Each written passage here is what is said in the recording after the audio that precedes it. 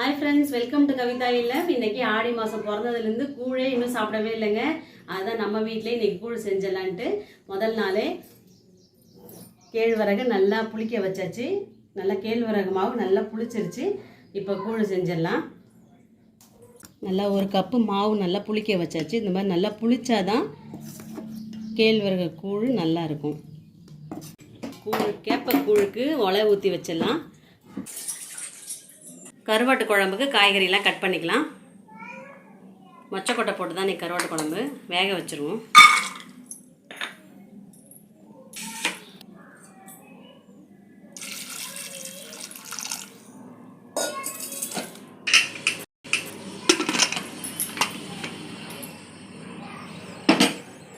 நைட்டே ஊற வச்சாச்சு மொச்சக்கொட்டை. ஒரு சவுண்டு வச்சு இறக்கிக்கலாம். கருவாட்டு குழம்புக்கு புளி ஊற வச்சுக்கலாம். புளி, உப்பு,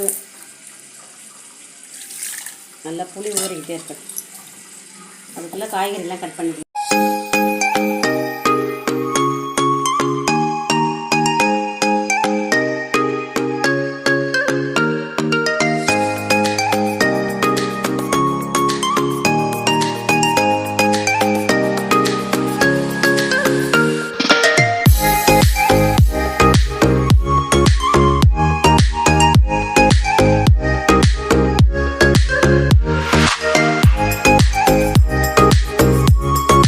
கொதிச்சிருச்சு.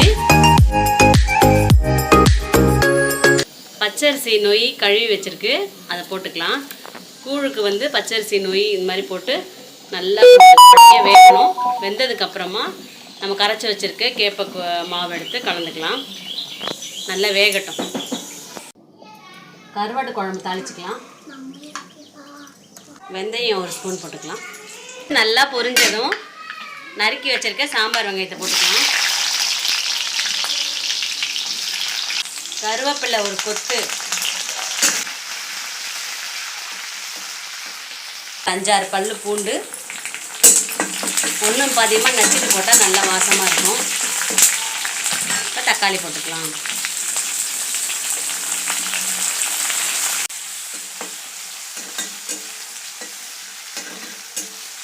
அப்புறம் எல்லோரும் கூழெல்லாம் ஊற்றியாச்சா? நம்ம வீட்டில் இந்த கூழ் ஊற்றுற பழக்கம் தான் இல்லை. அதனால தான் இன்றைக்கி நம்ம வீட்டில் நானே செஞ்சு இன்றைக்கி கூழை சாப்பிட்லான்னு செஞ்சுட்டேன்.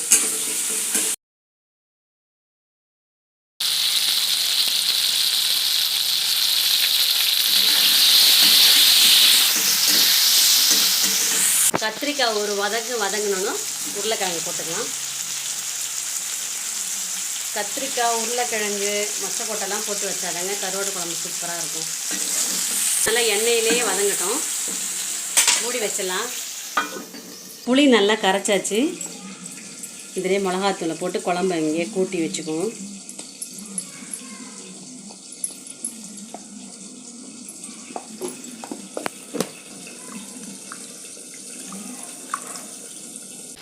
கருவாடு போட்டுக்கணும்.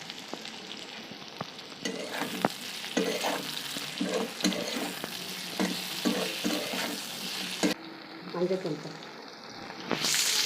நல்லா வதக்கி விட்டுட்டு நம்ம வேக வச்சுருக்கு மொச்சக்கொட்டையை எடுத்து போட்டுக்கலாம்.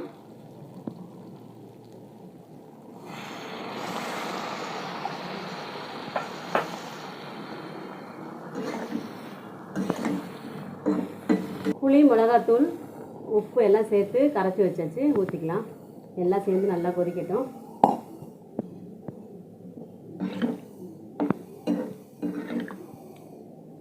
காயெல்லாம் வேகட்டும்.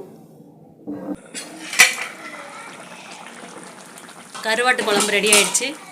ஆஃப் பண்ணிடலாம்.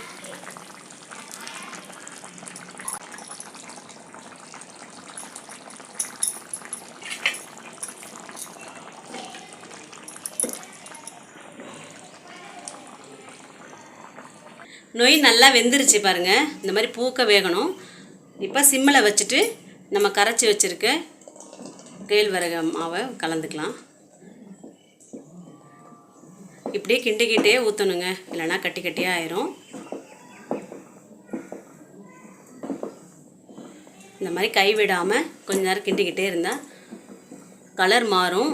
அப்போ நம்ம தெரிஞ்சுக்கலாம் வெந்துருச்சு அப்படின்னு.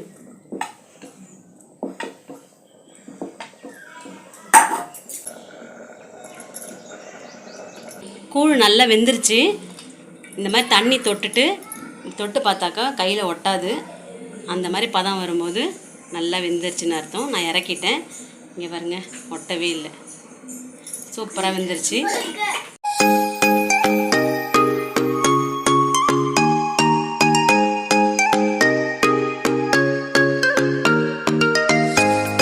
ஆடி மாத கூழ் ரெடி ஆயிடுச்சு. நம்ம கரைச்சிக்கலாம். தயிர், வெங்காயம், சாம்பார் வெங்காயம்லாம் கட் பண்ணி வச்சுருக்கு போட்டு கரைச்சிக்கலாம். தேவையான அளவு எடுத்துக்கிட்டு அதில் உப்பு சேர்த்துக்கலாம். உப்பு அதில் மொத்தமாக போடலை. நம்மளுக்கு எவ்வளோ வேணுமோ அதை எடுத்துக்கிட்டு அதுக்கு தகுந்த மாதிரி நம்ம கரைச்சிக்கலாம். நல்ல தயிர், சின்ன வெங்காயம் நல்லாயிருக்கும். சின்ன வெங்காயம் தான் கூழுக்கு நல்லாயிருக்கும்.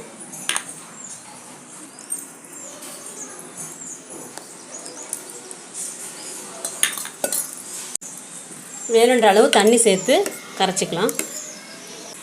குடிக்கிறதுக்கு தகுந்த மாதிரி எவ்வளோ தண்ணி வேணுமோ சேர்த்து கரைச்சிக்கலாம்.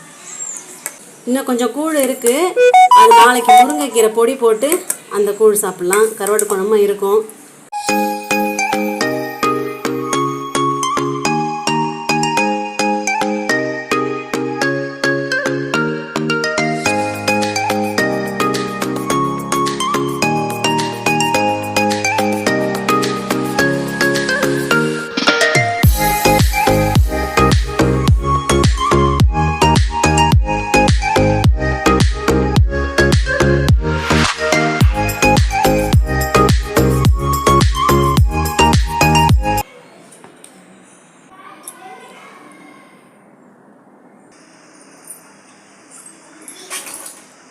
சூப்பர்.